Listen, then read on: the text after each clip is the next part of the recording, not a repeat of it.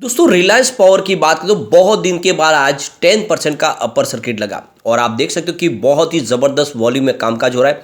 रिलायंस में इस समय बड़े फंड हाउस की अच्छी खासी खरीदारी भी हो रही है और इसके पीछे वजह है रिलायंस ग्रुप से आई बड़ी गुड न्यूज़। क्या है वो गुड न्यूज़, उसको जानने की कोशिश करेंगे।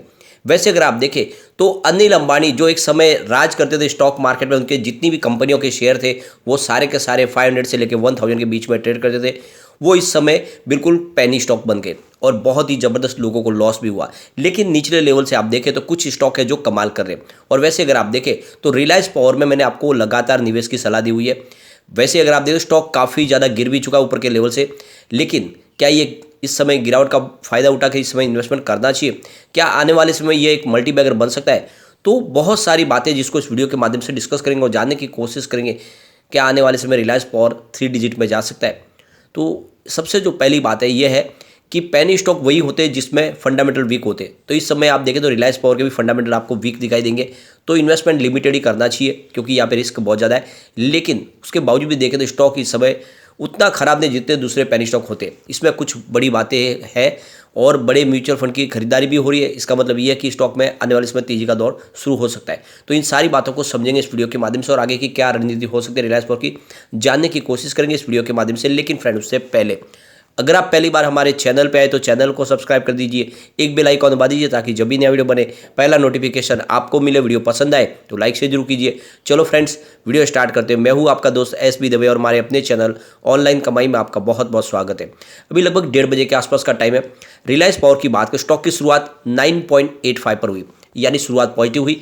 कल की क्लोजिंग 9.80 के आसपास थी और वहाँ से स्टॉक में कुछ 9.75 का लो बना है, यानी कुछ समय के लिए स्टॉक आपको रेड होता हुआ दिखाई देगा। लेकिन उसके बाद में एक ज़बरदस्त खरीदारी का दौर शुरू हुआ और उस खरीदारी के दम पे ये स्टॉक 10.75% के अपर सर्किट पे चला गया। लेकिन उसके बाद में फिर से यहाँ पे कुछ प्रॉफिट बुकिंग शुरू हुई ऊपर के लेवल से और यहाँ पे स्टॉक इस समय 10.55 के आसपास ट्रेड करता हुआ दिखाई देगा। लेकिन अभी भी 7.65% की शानदार तेजी है।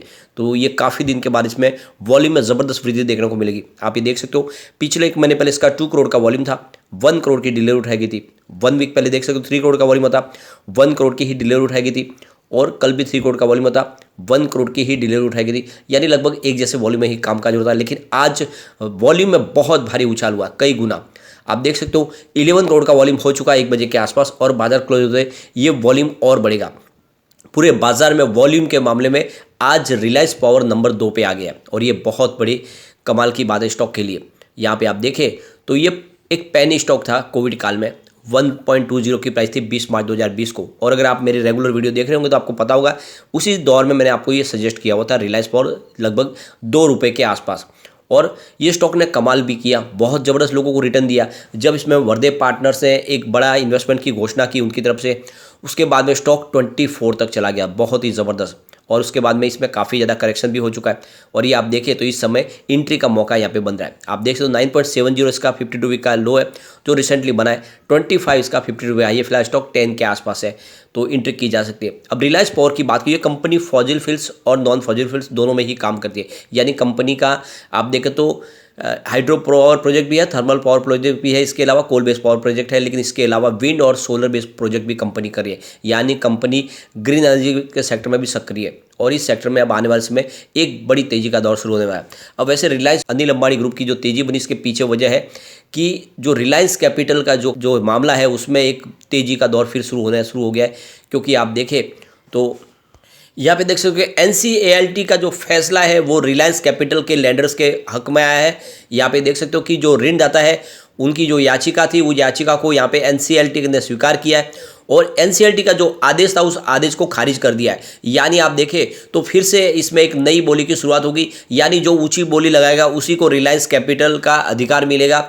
तो यहाँ पे देख सकते हो कि आने वाले 2 सप्ताह में फिर से नई बिड लाने के लिए यहाँ पे समय दिया गया है। एनसीएलटी की ने कहा है कि आदेश विस्ट्रा आईसीएल इंडिया लिमिटेड की याचिका पर दिया गया है और विस्ट्रा अनिल अंबानी प्रवर्तित कंपनी के ऋणदाताओं में से एक है। याचिका में एनसीएलटी के उस आदेश को चुनौती दी गई थी जिसमें दिवालिया कंपनी की ओर से नीलामी पर रोक लगाने के लिए कहा गया था।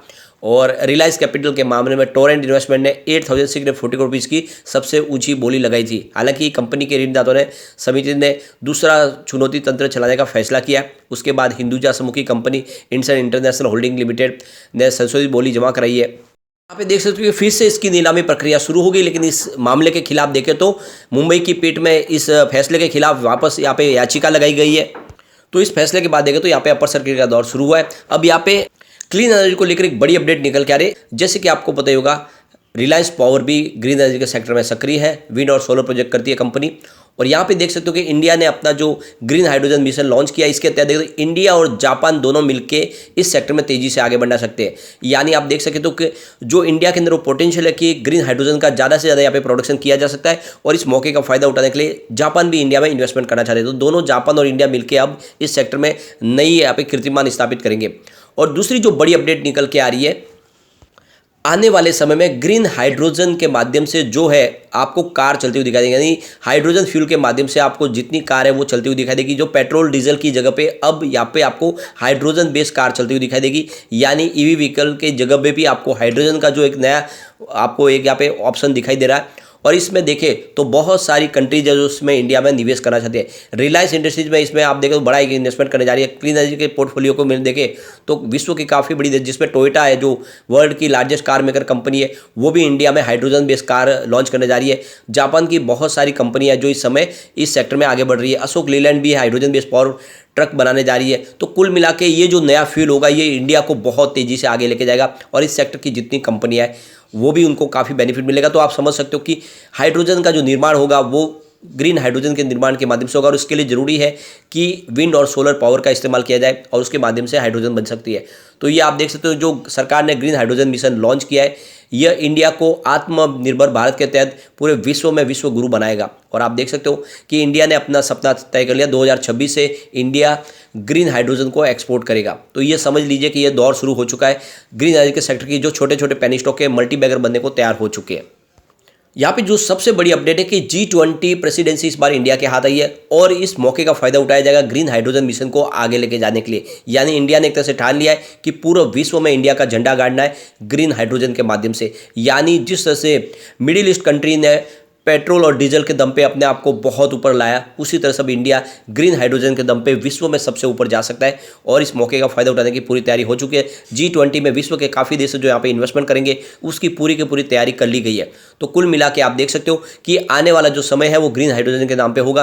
तो आने वाले समय ये जितने स्टॉक है जो छोटे से पेनी स्टॉक, चाहे सुजलॉन एनर्जी हो या फिर आप देखें तो यहाँ पे रिलायंस पावर हो, इस तरह से जो छोटे पेनी स्टॉक है ये कमाल कर सकते हैं। एक बड़ी रिपोर्ट ये और है जो आपको इस समय ऐसे स्टॉक में निवेश करने के लिए सलाह देगी जो कोल बेस्ड पावर प्लांट पे काम करने वाली कंपनियां में, जिसमें आप देख सकते हो कि जो नीति आयोग की रिपोर्ट ये कह रही है कि आने वाले 2030 तक कोल डिमांड पीक पर होगी। यानी अभी भी कोल की जो जरूरत है वो खत्म होने वाली नहीं है। ऐसे में आप देखें तो रिलायंस पावर का दोनों ही सेगमेंट में काम है, तो उसका फायदा रिलायंस पावर को डेफिनेटली मिलेगा। क्योंकि सरकार ने भी कहा है कि चाहे हम ग्रीन हाइड्रोजन और ग्रीन एनर्जी को भले ही प्रमोट करें, लेकिन फिर भी हमें कोल बेस्ड पावर प्लांट को भी प्रमोट करना होगा, क्योंकि जो इलेक्ट्रिसिटी कंजम्पशन लगातार बढ़ रहा है, तो ऐसे में दोनों सोर्सेज की जरूरत पड़ेगी। तो आने वाले समय में आप देख सकते हो रिलायंस पावर का भविष्य में काफ़ी उज्जवल दिखाई दे रहा है। ये छोटा पेनी स्टॉक आने वाले समय डेफिनेटली एक मल्टीबैगर बन सकता है। जो सबसे बड़ी बात यह है कि कंपनी आपको इसकी बुक वैल्यू से नीचे स्टॉक मिल रहा है। 4004 करोड़ रुपीज़ का इसका टोटल मार्केट कैप है। करंट प्राइस मात्र 10.70 के, लो इसका 9.70 का और हाई 25 का है। यानी स्टॉक काफ़ी करेक्ट हो चुका है। बुक वैल्यू 31.20 का, यानी अपनी बुक वैल्यू से बहुत नीचे मिल रहा है। और इसका आरओसी 5.01% है, आरओई -4.55% है, फेस वैल्यू 10 है। तो फंडामेंटली देखें तो ये आपको स्टॉक ऊपर बढ़ता हुआ दिखाई दे सकता है। इसके अलावा इसके रेवेन्यू को देखें तो दिसंबर 2021 में 1796 करोड़ रुपीज़ के आसपास था, जो दिसंबर 2022 में बढ़ के 1886 करोड़ रुपये तक पहुंचा। तो पिछले एक साल में रेवेन्यू बढ़ा है। इसके अलावा कंपनी के प्रॉफिट लॉस की बात करें, कंपनी लगातार लॉस में है। आप देखो दिसंबर 2021 में देख सकते हो 97.22 करोड़ रुपीज़ का लॉस था, जो मार्च 2022 में बढ़ के 658 करोड़ तक पहुंच गया। भारी लॉस हुआ था, लेकिन उसके बाद में लॉस में कमी आई। इस दिसंबर में 290 रुपीज़ का लॉस हुआ है।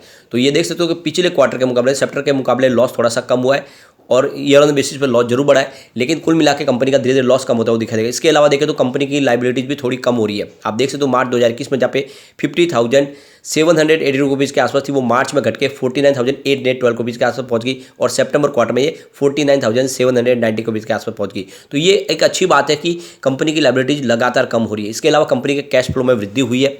मार्च 2021 में जहाँ पे 19 रुपीज़ के आसपास था वो इस समय 21 रुपीज़ के आसपास पहुंच गया। तो कुल मिला के ये अच्छी बात है। इसके अलावा आप देखें तो प्रमोटर ने अपनी होल्डिंग को थोड़ी सी बढ़ाई। पहले आप देख सकते हैं इसकी होल्डिंग मात्र प्रमोटर की 9% के आसपास थी, उन्होंने शेयर खरीदे। इस समय 25% की प्रमोटर होल्डिंग यानी अनिल अंबानी के पास शेयर है। इसके अलावा एफआई का अच्छा खासा निवेश है। दिसंबर में 7.83% की होल्डिंग थी, जो फिलहाल 7.55% के आसपास है। और आपको पता ही होगा पिछले 2-3 महीनों से एफआई बाजार से बिकवाली कर रहे हैं। यहाँ पे इस वजह से एफआई की थोड़ी सी बिकवाली आपको होती हुई दिखाई देगी, लेकिन ओवरऑल देखें तो 7.5% की जिस शेयर के अंदर अगर एफआई की होल्डिंग है तो वो काफ़ी अच्छा कहा जाएगा। इसके अलावा डीआई का भी अच्छा खासा निवेश है। 3.27% थी दिसंबर में, फिलहाल जनवरी में 3.18% की होल्डिंग है, जो काफ़ी अच्छी है। गवर्नमेंट की यहाँ पे 0.01% की होल्डिंग है और जनरल पब्लिक के पास 64.25% के शेयर है। तो कुल मिला के शेयर होल्डिंग पैटर्न अच्छा है और नजरिया लॉन्ग टर्म का है, तो इसमें आप निवेश कर सकते हैं। आने वाले समय डेफिनेटली मुझे लग रहा है ये 3 डिजिट में जा सकता है। लेकिन फ्रेंड, कोई भी इन्वेस्टमेंट करने से पहले अपने फाइनेंशियल एडवाइजर से बारे ले ले या अपना खुद का रिसर्च करें, क्योंकि मैंने वीडियो आपके एजुकेशनल पर्पज के लिए ही बनाया। वीडियो पसंद आए तो लाइक से जरूर कीजिए और चैनल को सब्सक्राइब कर दीजिए। Thank you friend.